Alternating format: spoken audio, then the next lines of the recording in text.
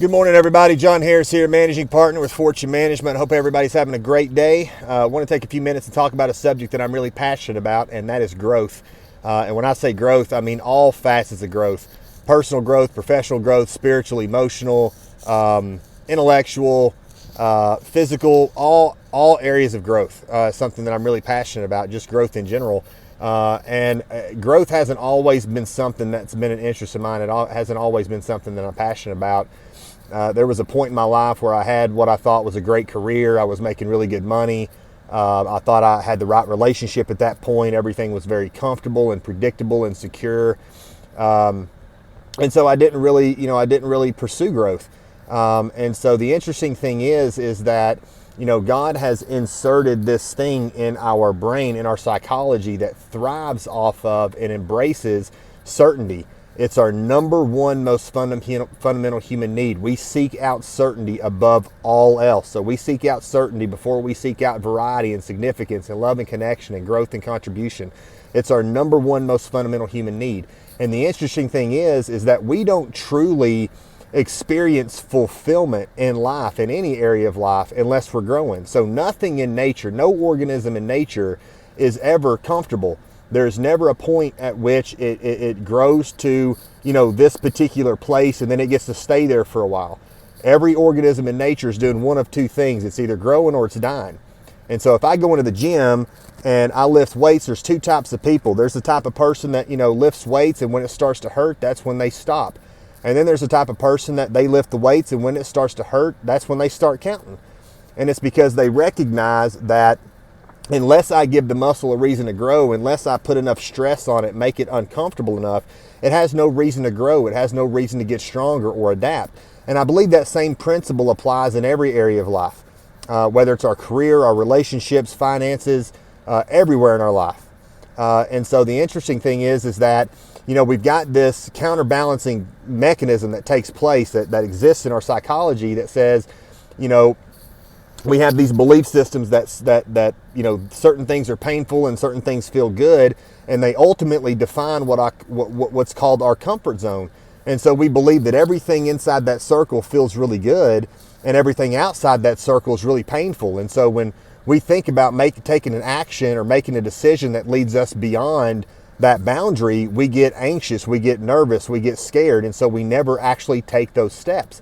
And the challenge is that without that growth, without facing that adversity, without embracing that challenge and progressing towards whatever that goal is, we don't get to experience fulfillment. And so the vast majority of human beings go through life unfulfilled. And so I do believe this, not to get too deep, but the word desire comes from the Latin root desire, which means of the Father. Okay.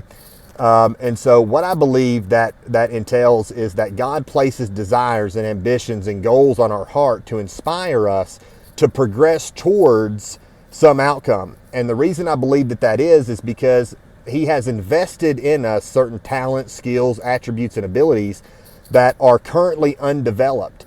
And in order for us to develop those talents, we have to progress towards that outcome. So it's in the process of facing the adversity and climbing the hill and approaching that outcome that we develop those skills. Otherwise, we atrophy.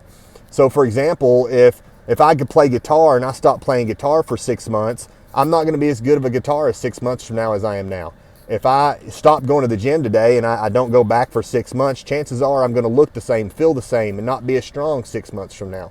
And so we have this thing in our brain that thrives on and embraces certainty and being comfortable, but at the same time, we can't truly experience fulfillment or what would really be comfortable unless we challenge our comfort zone, challenge our boundaries, face adversity, and progress towards that outcome.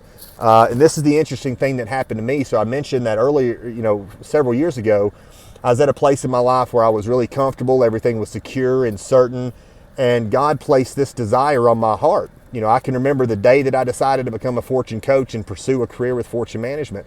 I was sitting in my sister's living room, and we were having a conversation, and I said, is this what you do for a living? And we were having a, really, high level intellectual conversation about just life and growth and and human behavior and psychology. And I was like, is this what you do for a living? She says, well, yeah, kind of. And I said, I have to do that. And in that moment, I made a declaration. Okay, and I'll circle back to that. But in that moment, I made a declaration, and I had set in forth, I didn't know it at that time, but I set in forth the series of events that would ultimately come to fruition, that would ultimately lead to the outcome of me having this career now, which I love and enjoy, and I don't feel like I work a day in my life. And so God placed that desire on my heart, and He gave me an extended period of time, to make the decision. But I did what everybody else does. I got comfortable. I was making good money, had a great relationship, I was secure, I was, all those things. And so I never stepped beyond my boundary. I never stepped beyond my comfort zone. And so later in my career, God stepped in. He said, you know what, dude, if you're not going to make this decision, if you're not going to get uncomfortable, then I'm going to do it for you. And then it got really uncomfortable because I wasn't in control at that time. And so it was really challenging, and it was, I can't even begin to describe how difficult that period in my life was, but it was going through that period of time, going through those challenges and financial challenges and all that kind of stuff, that I ultimately became or started to become who I am today. And so I believe that happens to everybody. God gives us an opportunity. If we ask God for an outcome, He's not just going to poof, there's the outcome. He's going to give you an opportunity to use what He's already given you to pursue and achieve that outcome.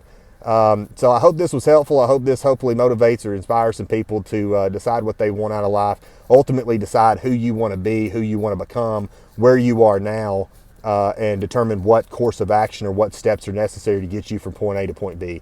So anyway, I hope everybody's having a fantastic Wednesday.